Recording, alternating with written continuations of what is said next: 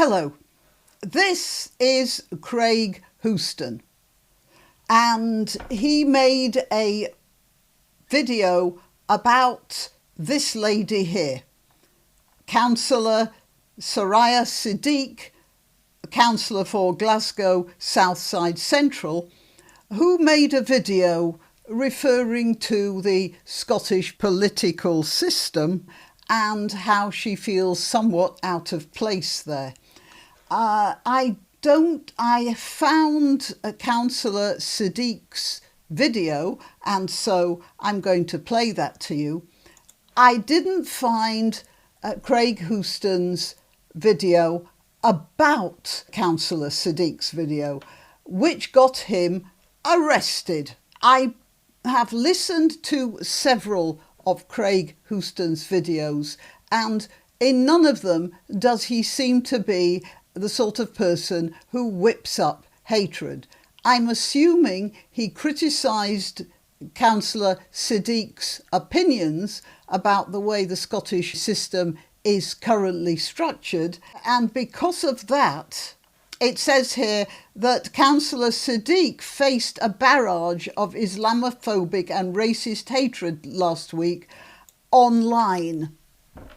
It was apparently on, oh, here it is, bombarded with racist abuse online. So what I assume happened, and if I'm wrong, I suppose somebody's going to let me know, what I assume happened is that Mr. Houston said that Councillor Siddique was wrong and gave his reasons for believing she was wrong. Other people took that ball and ran with it, and then Mr. Houston got arrested for whipping up racial hatred, yeah, or something. So I'm going to be talking about that. Also, I found Councillor Siddique's talk, the one that Mr. Houston had been criticising, and completely without having seen anything that Mr. Houston said about it, I'm going to be criticising it. Let's see what happens then. I'm granniopteryx, for anyone who's interested in knowing. I would appreciate it if you'd help my channel by liking this video, by sharing it if you dare, and by subscribing. Remember, YouTube cleans up subscriptions sometimes to get rid of the, the bots and things, but often nets in perfectly legitimate subscribers as well. So check that you still are subscribed. Right. Like, share, subscribe, and you can contribute to my Keep the Horses Shod fund on Subscribestar, PayPal, Buy Me a Coffee, and yes, super thanks on YouTube. Okay, let's get on with it after this.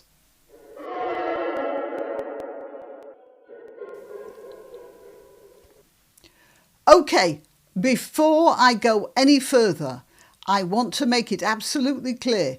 I am going to be criticising a speech made by a politician. I have every right to do that. I have every right to call her opinions into question. I have every right to disagree with her. So do you. But you have no right to threaten or abuse the woman. She has put herself out there as a representative of people in her part of Glasgow. That requires guts, whatever your colour or ethnicity or religion or anything. This is not an invitation to threaten her. Let's make that clear. Let's get on with what I have to say about what she has to say. Labour politician Soryia Siddique made a video complaining about pale, male and stale politicians in Scotland. Activist Craig Houston made a video in response. Craig has now been arrested under the Online Communications Act. It mentions here that Craig also made a recent viral video on the snipers in Liverpool. It's sort of interesting, that bit that Mr. Houston brought to our attention as well. I'm not going to give any links here because I don't have them at the moment, and I'm making a video about Ms. Siddique. But he showed a couple of what appeared to be official snipers on a rooftop standing over the Liverpool football crowd just before that car drove through the crowd. The thing is, they weren't wearing police uniform, and it did seem a bit odd to me as well. When he drew attention to it. But I can't say anything about that because I haven't gone into it. But I do wonder whether that might have had something to do with this, rather than the Online Communications Act. You know, it's just a stray thought that floated its way through my head, because I do know that when a government wants to get at somebody, they might not be able to get at them for one thing, so they'll get at them for something else. However, let's get on with this. I'll play you the speech or parts of the speech that Miss Siddique made, and I'll leave a link in the description if you want to see the whole thing. This was from this is an organisation called Cllr. So it's an organisation that tries to encourage more women to get into politics. In itself, a reasonable idea.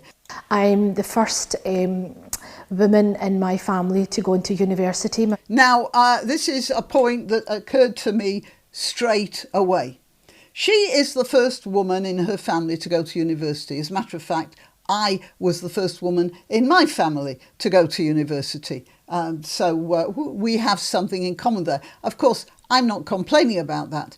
When I went to university, I was just incredibly glad that I had that opportunity. And I might say, not based on my parents. They were dead against it. My mother, working class woman, she, I'll give you a sort of example. When I was a small child at primary school, I came home with a stack of books, and one of them was a book called Legends and Myths of Greece and Rome, because at that time schools tried to give us a background to the culture in which we lived. So I remember my grandmother looking at the books. And she saw that, Legends and Myths of Greece and Rome. And she sort of flicked through it and she said to my mother, just look at nonsense they're filling our kids' head with. I remember I might have been, I don't know what, 8 or something.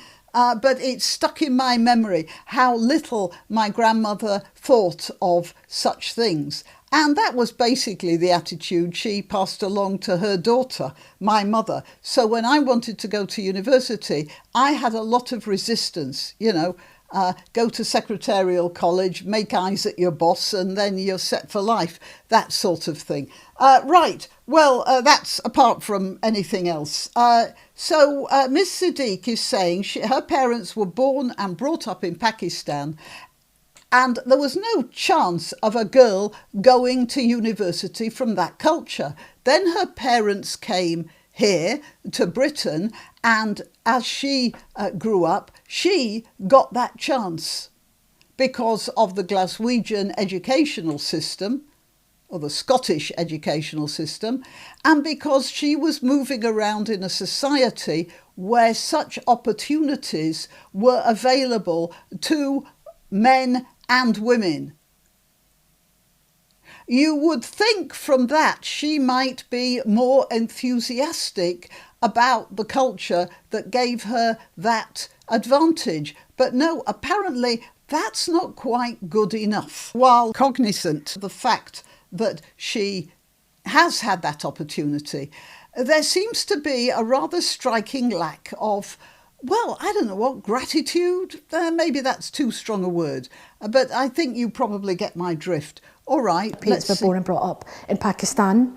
I was brought up in quite a deprived area. So they were poor, and yet she has an educated Glaswegian accent, not like Craig Houston, whom I have a lot of difficulty understanding from time to time.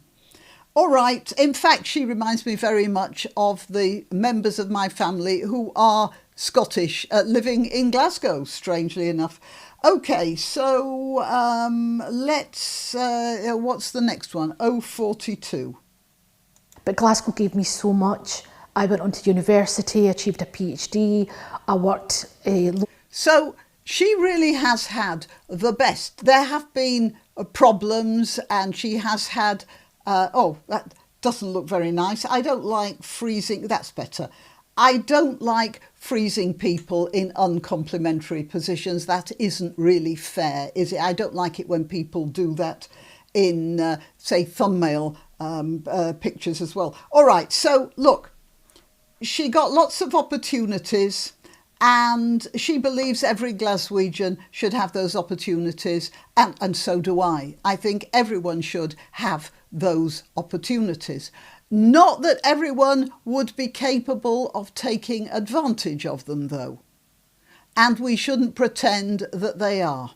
All right, now 3 minutes and 25. Let's get on with that. I wish I knew how challenging it is and how ruthless it is. That's that's my honest answer. I didn't realise how ruthless it can be. Politics, she's talking about politics. Politics is very ruthless. It's full of a lot of people who are actually scrambling to get over each other to the top. You can't expect politicians to be nice guys. Some of them are very honest, nice guys, but they are also very driven. And the more honest they are, the more trouble they have. Take Andrew Bridgen, for instance, as an example. So, yeah. And there's another thing about politicians, and this we cannot blame them for. They have to compromise between possibly a choice of bad situations, and then we accuse them of hypocrisy. And sometimes it's inevitable. Now, she says she didn't realise how ruthless it can be. Well, yeah, welcome to the world, Miss Siddique. And I had to learn how to navigate some of the challenges. Yeah, well, so do we all. Office politics is always office politics. And in politics, it's even worse.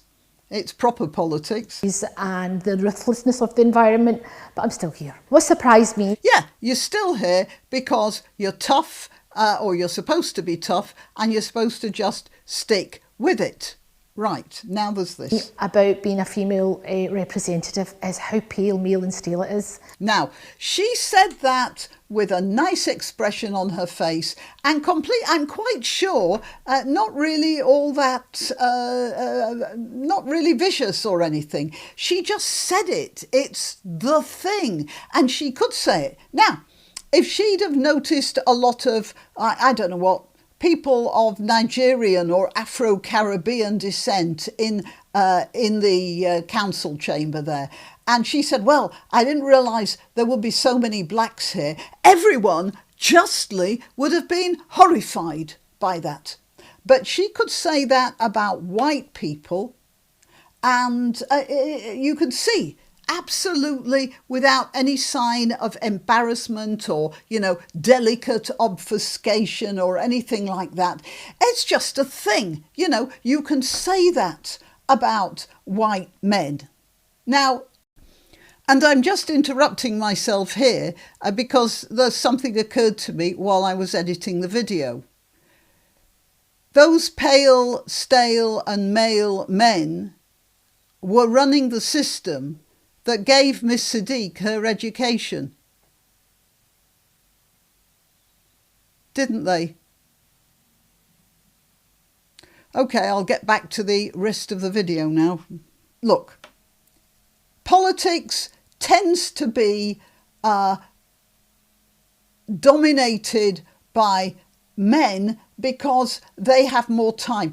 Not many people realise how time-consuming politics can be. And if you have to be in a council meeting till, about something important and it's going on till 11 at night, and you've got a 2-year-old back home you have to be back home for, then it's very easy for a man to do that, not quite so easy for a woman. And that is the way the world is at the moment. You might say it has to change. Yeah, it will change slowly, but you can't just force it. Women are usually the primary caregivers, and children are more important than council meetings to most mothers, at any rate. It's difficult. Look, I want to tell you, I turned down the offer of a job. When I was working for the BBC, that was before it became the manure heap that it has become now. But I had the chance to take a job. I was a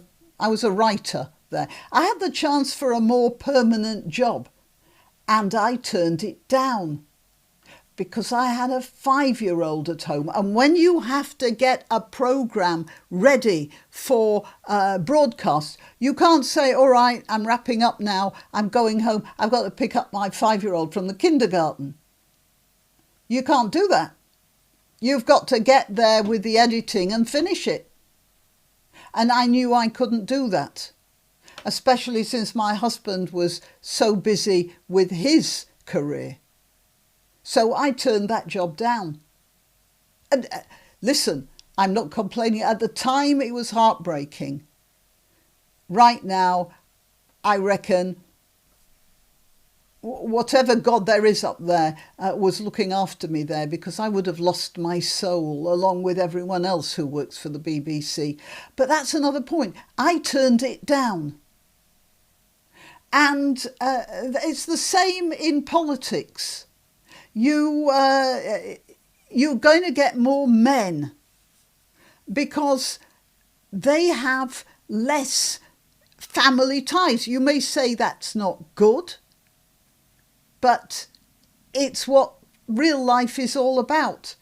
So that's one thing. But the other thing is pale, meaning white, and male, meaning men. Sexist and racist. And she said it completely without embarrassment. Now, if that's what Craig Houston was talking about, I have to say I agree with him. You should not be so casual about labelling people by their skin colour. Although I do want to point something out here. Just a minute. Yeah, this is the Parliament in Pakistan in 2023. Let's look for some women. There are a couple here. Yeah, there are some women here and there are some women there. And look at all the guys at the front, the ones in the serious seats of power. How many women are there in those ranks? 2 here, that's it. Now, if I'd have made reference to the age and skin colour and ethnicity of the people in this parliament, I would be accused of the most appalling racism, wouldn't I? And those people would not give this lady the time of day, never mind a parliamentary seat, in many cases. So she is where she is because she's living in Glasgow, not Islamabad. And she knows that, or at least she should know that. And what is she saying? I mean, it's just a matter of attitude, isn't it? Is she saying, I'm so grateful to be here in Glasgow and I can make a difference here, and it is difficult being a woman, but I am lighting the way for other women. Something like that. No. Pale, male and stale. And that's it. Let's carry on with the rest of what she's talking about. The lack of female, the lack of diversity. I think there's plenty of diversity. It's Scotland. I think Scotland, what is it, 95% white Scottish of various sorts? In the decision-making process, it's been a real shock to me. No, it shouldn't be a shock. That's the way it is. If I went to a council in Pakistan, I'd have the same problem. And if I'd complained that there was a lack of diversity and I was the only white woman there, and she certainly isn't the only woman of Pakistani heritage in Glasgow, in the Glasgow Council. But if I complained in a similar situation, then people would laugh. They wouldn't be angry, they'd just laugh. Because it's ridiculous. Why is this not laughable here as well? Yeah, there are problems, and this is an opportunity for her to bring her particular problems to the seat of power. Not to complain, just to explain. Well, the biggest challenge and fear was that very early on when I started to campaign, when I was out in the ward, it was diverse. I was meeting people from all different backgrounds and I felt that I belonged. But when I went to the council and I was in meetings in this archaic building. Now, that's another thing, this archaic building. So you can see almost everything about the institution into which she has been included, She is... she disparages.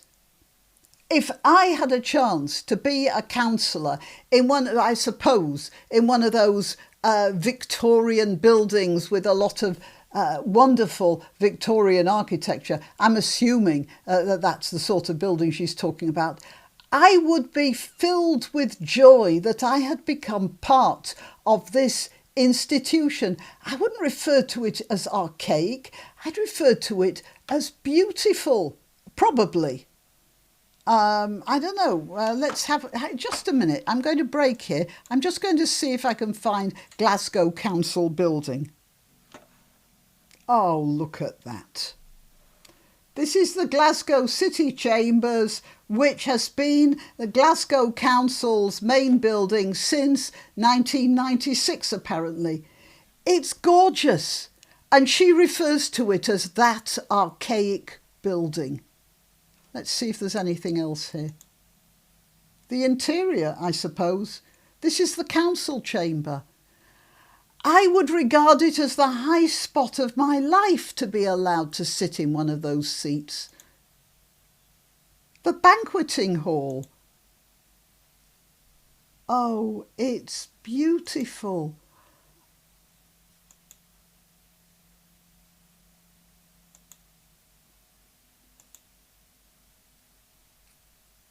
I had no idea.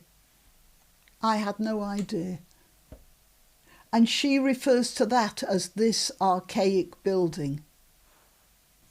I just actually am speechless. The privilege she has to be working in that environment. And she refers to meetings in this archaic building because she felt out of place. Well, she is out of place. That scarf on her head shows she's out of place. That doesn't mean to say she doesn't belong. It just means she is not she is not part of traditional Scottish culture. And that's fair enough. What's wrong with being different? Some people are left-handed. Some people have disabilities. You know, not being part of something is sometimes as important as being part of it. In the 19th century, the best novels, the most socially interesting novels, were written by women. Jane Austen, George Eliot, the Bronte sisters, because they were outsiders. And being outsiders, they could see things more clearly than the people who were actually in there. And don't give me that Dickens thing. Dickens was writing about social ills that were already being cleared up before he started writing. And they were being cleared up, by the way, by a lot of socially active women.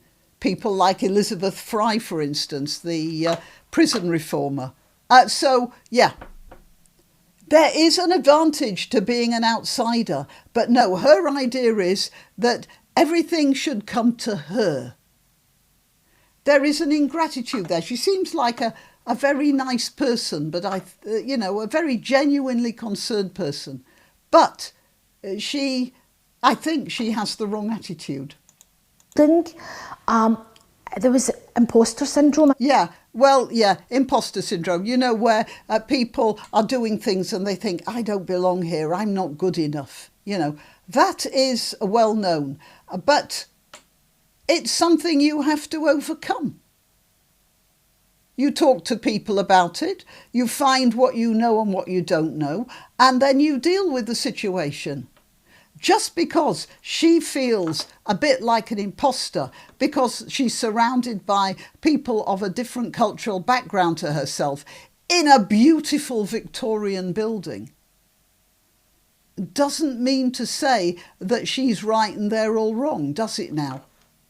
I didn't feel comfortable. Well, too bad. I didn't feel included. Well, you just make yourself included. Find a project and work on it, and then bring other people in. They make them come to you then. You don't have to feel included. And when the questions were asked to me, like, you're the councillor? You mean you counsel people? So those questions actually didn't help me. Well, they aren't supposed to help you. You're supposed to deal with it. That's what being in politics is all about, being tough. Helped my confidence because I felt more and more like, do I belong here?